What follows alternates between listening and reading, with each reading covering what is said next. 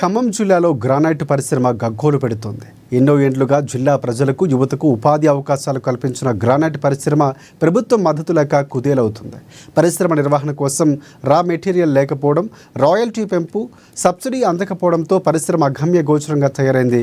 ఇదే అంశంపై సిపిఎం ఆధ్వర్యంలో రౌండ్ టేబుల్ సమావేశం నిర్వహించారు. అనంతరం పరిశ్రమ నిర్వహణపై, ప్రభుత్వం తీరుపై పలువురు గ్రానైట్ పరిశ్రమ యాజమాన్యాలు అసహనాన్ని వ్యక్తం చేశాయి. దీనిపై పూర్తి వివరాలు మా ఖమ్మం ప్రతినిధి ఉపేందర్ అందిస్తారు.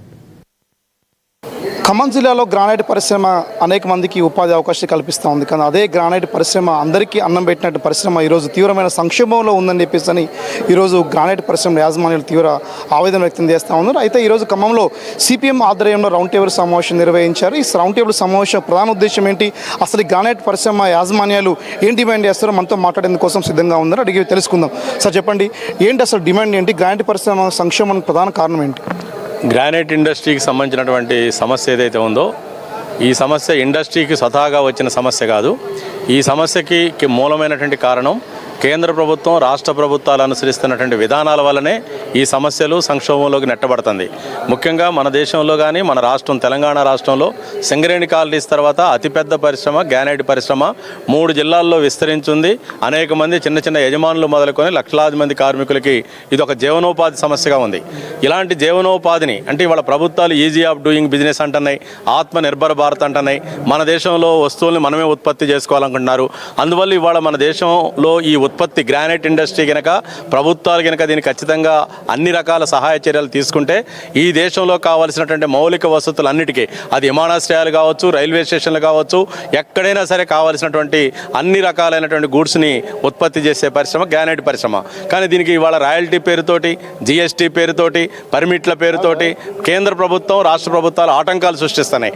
ఎందుకని ఆటంకాలు సృష్టిస్తున్నాయి? వీళ్ళకి కావాల్సింది ఏంటంటే చిన్న చిన్న యజమానులు, స్మాల్ స్కేల్ ఇండస్ట్రీసు, మధ్య తరహా పరిశ్రమలు కాదు. వీళ్ళకి కావాల్సింది బడా కార్పొరేట్ కావాలా, బౌళ జాతి కంపెనీలు కావాలా. అందుకని కేంద్ర బడ్జెట్ 50 లక్షల కోట్లు ఉంటే అందులో 2-3 లక్షల కోట్లు ప్రతి సంవత్సరం కూడా ప్రొడక్షన్ ఇన్సెంటివ్ పేరుతోటి, ఎంప్లాయ్మెంట్ లింక్డ్ ఇన్సెంటివ్ పేరుతోటి డైరెక్ట్గా మన కేంద్ర ప్రభుత్వ ఖజానా నుంచి బడా కార్పొరేట్లకి, మల్టీనేషనల్ కంపెనీలకి వెళ్తున్నాయి. ఒక రకంగా అందులో గనక ఒక 10% కంటే తక్కువ ఇచ్చినా కూడా మన తెలంగాణ రాష్ట్రంలో ఉన్న గ్రానైట్ పరిశ్రమను ఆదుకోవచ్చు. జీరో రాయల్టీ తోటి, అలాగనే ట్యాక్సీలు లేకుండా కూడా ఈ పరిశ్రమని పెద్ద ఎత్తున విస్తరించడానికి అవకాశాలు ఉన్నాయి. అందుకని మేము సిఐటిగా కార్మిక సంఘం అయినప్పుడు కూడా ఇది యజమానుల సమస్య లేకపోతే కార్మికుల సమస్య కాదు, మన తెలంగాణ రాష్ట్ర ఆర్థిక వ్యవస్థకు సంబంధించిన సమస్య. ఈ ఎకానమీలో గ్రానైట్ ఇండస్ట్రీని కాపాడాలంటే ప్రభుత్వం జోక్యం చేసుకోవాలి. దీనికి ఒక విశాలమైనటువంటి ఉద్యమం జరగాలి. అసలు ఏంటి గ్రానైట్ ఇండస్ట్రీని కాపాడాలంటే ఏం చేస్తే బాగుంటుందని భావిస్తున్నాం? ఈరోజు పరిశ్రమ తీవ్రమైనటువంటి సంక్షోభంలో ఉంది. దానిలో భాగంగానే ఈరోజు ఖమ్మం జిల్లా భారత కమ్యూనిస్ట్ పార్టీ మార్క్సిస్టు ఎప్పుడూ మాకు అండగా ఉన్నటువంటి ఈ జిల్లాలో ఉన్నటువంటి కమ్యూనిస్టు పార్టీలన్నీ కూడా ఈరోజు రౌండ్ టేబుల్ సమావేశం ఏర్పాటు చేయడం జరిగింది. దాంట్లో పరిశ్రమలో భాగంగా మా యొక్క యజమానులు, పూర్వ అధ్యక్షులందరూ కూడా పాల్గొన్నారు. మా ప్రధానమైనటువంటి డిమాండు, మంచిగా విరాజిల్లుతున్నటువంటి గ్రానైట్ పరిశ్రమ గత 4-5 సంవత్సరాలుగా కుదుటపడింది. దానికి ప్రధానమైనటువంటి కారణం ఈరోజు విపరీతమైనటువంటి రాయల్టీని పెంచడం, ఆ రాయల్టీల మీద కూడా వివిధ రకాలుగా పన్నులు వేయటం. అలాగే ఈరోజు టైల్స్ పరిశ్రమ, సిరామిక్స్ పరిశ్రమ పోటీ అయింది. దానికి మమ్మల్ని 18% జిఎస్టీలోంచి తొలగించినట్టయితే దీనికి మేము కొంతైనా కోలుకునే అవకాశం ఉంది. అలాగే మేము ప్రధానంగా ఈరోజు ఈ బ్లాక్ గ్రానైట్ అనేది చాలా చిన్న ప్యాకెట్ డిపాజిట్స్, ఆ డిపాజిట్స్ చాలా వరకు అయిపోయినాయి. కొద్ది గొప్ప ఏమైనా ఉన్నాయంటే ఈరోజు రా మెటీరియల్ కొరత విపరీతంగా ఏర్పడింది.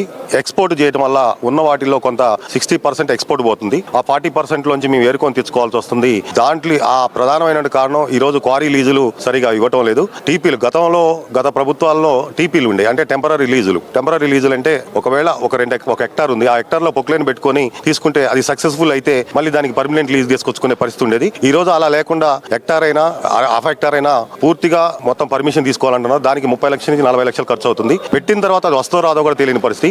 అలాగనే ఆ క్వారీ లీజులు సరళీకృతం చేసి టీపీలు ఇచ్చినట్టయితే దాంతో కొంత బాగుంటుంది. దాంతో పాటు విద్యుత్ సమస్య అనేది తీవ్రంగా ఉంది. ఈ రోజు మేము అగ్రిమెంట్ చేసిన మాట వాస్తవం. ఆ అగ్రిమెంట్ విద్యుత్ ఈ రోజు ఎలా ఉంది అంటే, మీరు ఫ్యాక్టరీ నడుపుకోకపోయినా 100 KVA తీసుకుంటే ఒక KVAకి 50 యూనిట్లు, అలాగనే దానికి 5,000 యూనిట్లకు 8 రూపాయలు లెక్క కట్టాలని చెప్పేసి 40,000 రూపాయలు. ఈ ఫిక్స్డ్ చార్జెస్ అవి కలిపి 60-70 వస్తున్నాయి. దాంతో పాటు నడిచిన రాయల్టీ కట్టాల్సి వస్తుంది. ఈ విద్యుత్ మేము సిలిండర్ చేస్తే మళ్ళీ రేపు ఇండస్ట్రీ కొంత కోలుకుంటే మళ్ళీ తీసుకోవాలంటే మళ్ళీ లక్షల రూపాయలు వెచ్చించేసి విద్యుత్ తీసుకోవాల్సిన పరిస్థితి ఉంది. కాబట్టి మాకు ఆ మినిమం చార్జెస్, మినిమం యూనిట్ తొలగించేసి మేము ఒక లెటర్ ఇస్తే పవర్ హాలిడే ప్రకటించినట్టయితే కొంతమంది పరిశ్రమలు చేత కాకపోతే ఆపుకొని మళ్ళీ ఈ యొక్క ప్రభుత్వం ఆదుకున్నట్టయితే ఇది మళ్ళీ లైన్లోకి వచ్చేసి మేము మళ్ళీ రిటర్న్గా పరిశ్రమ నిలబెట్టి కార్మికులు నిలబెట్టి మాతో పాటు వేలాది మంది కుటుంబాలు ఉన్నాయి. మేమందరం కూడా మధ్యతరగతి కుటుంబం. మేమందరం ఎంతో కొంత ఈ ఖమ్మం జిల్లా అభివృద్ధిలో భాగం గ్రానైట్ పరిశ్రమ ఉంది. దాన్ని పూర్తిగా నామరూపాల్లో చేసే పరిస్థితులు ఉంది. ఇంతకు ముందు ఉన్నటువంటి పొంగులేటి గారు కానీ, తుమ్మల గారు కానీ, బట్టి గారు కానీ మాకు చాలా రకాలుగా ఏ ప్రభుత్వంలో ఉన్న వాళ్ళు ఆదుకున్నారు. మేము దాన్ని ఏకీవిస్తున్నాం. మీరు ఒక కమిటీని ఏర్పాటు చేయండి, ప్రభుత్వం నుంచి ఒక కమిటీని ఏర్పాటు చేయండి. దాన్ని కలెక్టర్ గారు చెప్పండి. మీరు అన్ని ఏరియాలు తిరిగి ఎన్ని ఫ్యాక్టరీలు బంద్ అయిపోయినాయి, ఇవాళ ఎంత మూతపడి ఉంది, అవన్నీ మీరు చూసినట్టయితే మీకు ఇది సమస్య నిజమైన సమస్య. వీళ్ళు నిజంగానే ఇబ్బంది పడతారు. ఈ రాష్ట్ర ఈ జిల్లాలో అభివృద్ధి భాగమైన గ్రానైట్ పోతే ఇంకేం లేదు.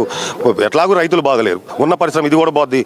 ఇవన్నీ కూడా ఆలోచించి బ్యూరోక్రాట్ల మాట్లాడకుండా మీరు కమిటీ వేసి తక్షణమే ఈ ప్రభుత్వం మమ్మల్ని ఆదుకోవాలని వారిని మేము సవినయంగా వేడుకుంటున్నాం. Thank you very much. ఇది మొత్తానికి సంబంధించి ఖమ్మం ఇండస్ట్రీకి సంబంధించిన సమస్యపై ఒకసారి దుమారం రేగుతూ ఉంది. రాష్ట్రంలో ఉన్నటువంటి కీలకమైనటువంటి ఖమ్మం జిల్లా నుంచి ఇండస్ట్రీ పట్ల ఇండస్ట్రీ ట్యాక్స్లు కూడా ఇక్కడ నుంచి పే చేస్తా ఉన్నాం. మరోవైపునటువంటి రాయల్టీకి సంబంధించి విపరీతంగా పెరగడంతో మేము భరించలేకపోతామని చెప్పేసినటువంటిది కూడా యాజమాన్యాలు మరోపక్కన మొరపెట్టుకుంటారు. మరోపైన సబ్సిడీకి సంబంధించిన ప్రభుత్వం కూడా పూర్తిగా ఎత్తివేసి వివిధ రకాల వేధింపులు, వివిధ రకాల పన్నులు వేస్తూ మా దగ్గర నుంచి కూడా రిటర్న్ అమౌంట్ లాక్కుంటుంది తప్ప ప్రస్తుతం ఉన్నటువంటి ఇండస్ట్రీని కాపాడే దిశగా మాత్రం అడుగేయట్లేదు. వాస్తవమైన విషయాలు మీరు కమిటీ వేసి ప్రధానంగా మీరు కమిటీ వేసి వాస్తవ విషయాలు బయటికి తీయండి. కమిటీ యొక్క విధానాలను బేస్ చేసుకుని ఓ నిర్ణయం తీసుకోండి, ఇండస్ట్రీని కాపాడని చెప్పేసి కూడా మరోపైన వస్తామని. కనీసం విద్యుత్ ఛార్జీలు చెల్లించే దిశ కూడా ఇండస్ట్రీల పరిస్థితి బాగోలేదని చెప్పేసి తీవ్ర మనోవేదన వ్యక్తం చేస్తున్న నేపథ్యం కనబడుతుంది. జిల్లాలో ఉన్నటువంటి ముగ్గురు మంత్రులు కూడా ఒకసారి దీనిపై సమీక్షించాలి. ఒక కీలకమైన నిర్ణయం తీసుకొని జిల్లా గ్రానైట్ పరిశ్రమల్ని కాపాడి జిల్లా మంది అనేక మంది కూడా ఉపాధి ఇచ్చే దిశగా అడుగులు వేసే విధంగా సహకరించాలని చెప్పేసి కూడా ప్రధానంగా గ్రానైట్ అసోసియేషన్ డిమాండ్స్ వస్తున్న నేపథ్యం కనబడుతుంది. ఇది ఖమ్మంలో ఉన్నటువంటి తాజా పరిస్థితి. కెమెరా పర్సన్ నాగబాబుతో ఉపేందర్, ANN ఖమ్మం నుంచి. అనకాపల్లి